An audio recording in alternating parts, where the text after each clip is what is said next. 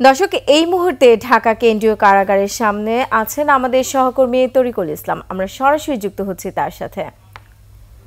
তরিকুল, আপনি নিশ্চয়ই আমাকে শুনতে পাচ্ছেন। তরিকুল, 16 বছর পর তো বিডিআর সদস্যরা কারামুক্ত হচ্ছে, তো কেন্দ্রীয় কারাগার থেকে কতজন মুক্ত হচ্ছে কিংবা এই বিষয়ে কারা কর্তৃপক্ষ আপনাকে কিছু জানিয়েছে কিনা কিংবা সামনের অবস্থা কি, এই বিষয়ে বিস্তারিত আমাদের জানান।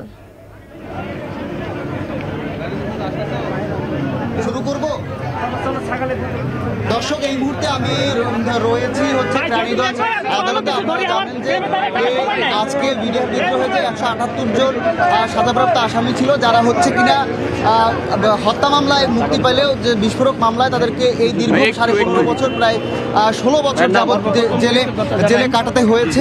এবং আমরা এই মুহূর্তে তারা বের হয়ে আসছে রানীগঞ্জ আদালত থেকে। আমরা একজন মুক্তি পাওয়া আসামির একটু অনুভূতি জানবো। আপনি নির্বিচারে বলেছেন, তাদেরকে গভীর সমবেদনা এবং কৃতজ্ঞতা জানাচ্ছি। এবং যে সমস্ত ভাইরা এই বৈষম্যবিরোধী ছাত্র আন্দোলনের আহত হয়েছে, তাদেরকে গভীর, যারা আহত ভাই ব্রাদাররা আছেন সবাইকে আমার পক্ষ থেকে আন্তরিক মোবারকবাদ জানাচ্ছি।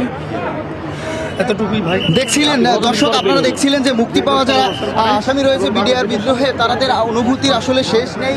আমরা কিছুক্ষণ আগে দেখেছি যে তাদের আত্মীয়রা যারা রয়েছে তারা অনেক উৎফুল্লা ফুল নিয়ে গেটে অবস্থান করছে। এবং আপনারা এখন দেখতে পাচ্ছেন যে গেটে প্রচুর পরিমাণে লোকের সমাগমন হয়েছে, তাদেরকে অভ্যর্থনা জানাচ্ছে ফুল দিয়ে।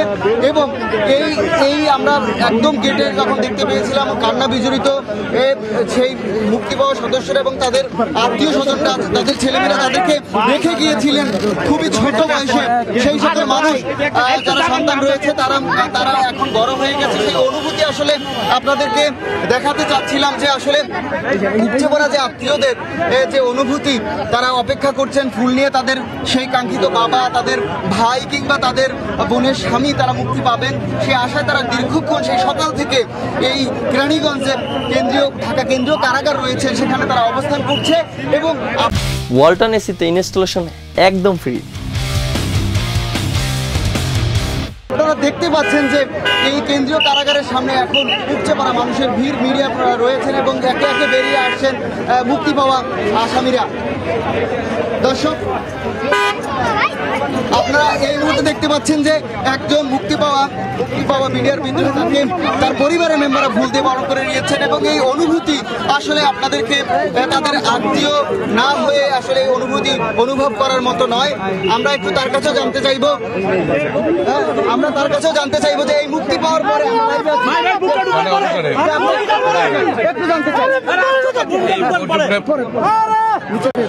এটা এখন ভাষায় প্রকাশ করতে পারতেছি না। 16 বছর পর আমার কলেজা বাইরে ছিল, ভিতরে এখন 16টা বছর পর আমি ওকে। আপনি দর্শক দেখতে পাচ্ছিলেন যে আসলে এই মুহূর্তে তারা আসলে ভাষায় প্রকাশ করতে পারছেন না। তো সর্বশেষ ঢাকা কেন্দ্রীয় কারাগারের সামনে থেকে এই ছিল আমার কাছে তথ্য। তরিকুল, আপনাকে ধন্যবাদ। দর্শক, কেরানীগঞ্জ কারাগার থেকে বিস্তারিত জানাচ্ছিলেন আমাদের সহকর্মী তরিকুল ইসলাম।